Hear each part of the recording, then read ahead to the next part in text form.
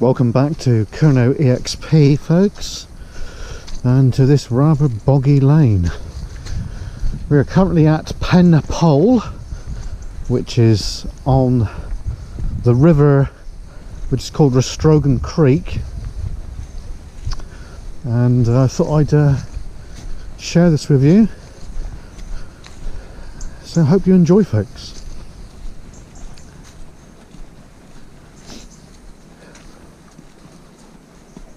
Excuse me.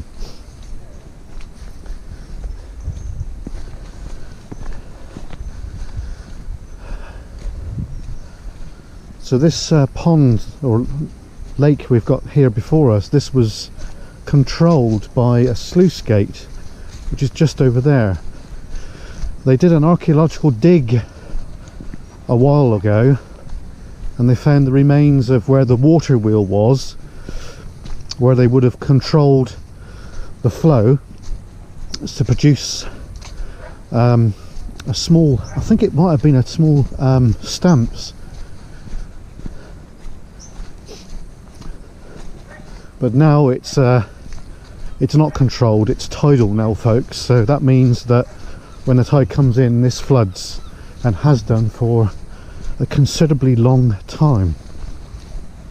Now we'll just walk just over towards there a second, and I'll point out where the actual sluice gate was. So we'll just get over here, folks. So there's not much left of it now, to be honest. As we can see, the tide is in, or coming in, shall we say. Do you know how I can tell it's coming in, folks? Well, we'll get a bit closer a minute. And the reason I can say that it's coming in, oh, there's an old metal flange there. You can tell that it's coming in because the foreshore here is fairly dry. You can tell that this is fairly dry, so therefore the tide is coming in. Now if the tide was going out, all this would be wet, which is not, is it, folks? Now you see this line of stones here. This is where the wall, retaining wall, would have kept the water in, and obviously over the years it's got robbed away and fallen off and what have you. So this are the remains of the sluice gate just over here. As we can see, so the two markers there are for when you're coming in with a boat, and that donates the deepest part of the channel. Now just over the other side there, this is where they did the archaeological dig, and they found remains of a water wheel, and you could see the pit where the water was, and that would have been in use when this was tin smelting in this area, because there was, folks. A lot of folks wouldn't realise that these days, but yeah, this was part of the mining process. So it looks like the tide, I don't think it's going out, I think it's coming in. Well, it is coming in, but if you look at the water now, it looks like it's going out, but it's not, folks, it's coming in. Right, let's carry on with our walk.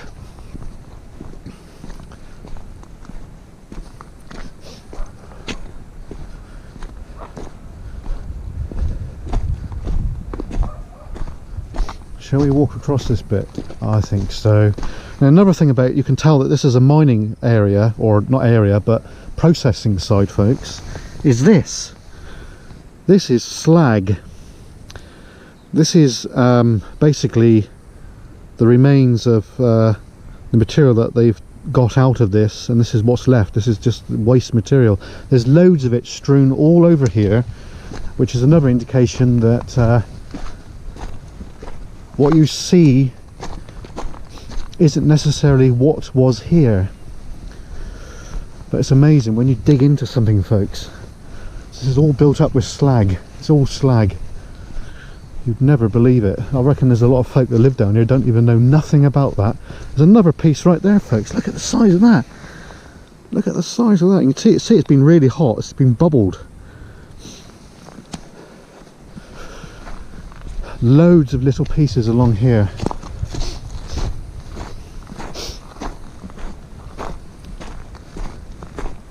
Oh, pardon me.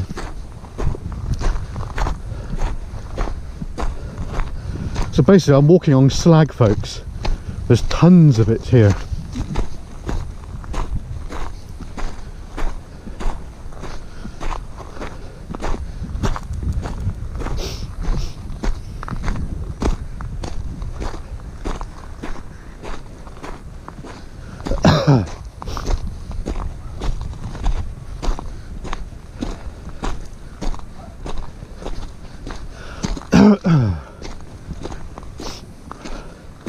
And we are still walking on the slag.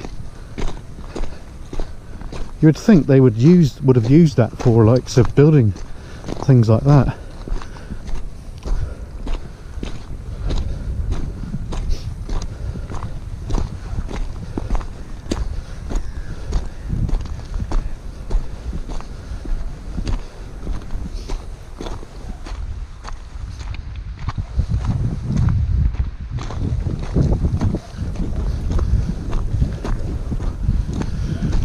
So this is Butler's boatyard.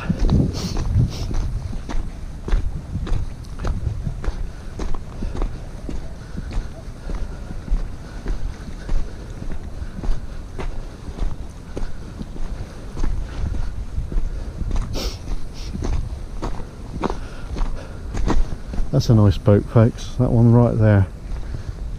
I would like to have that.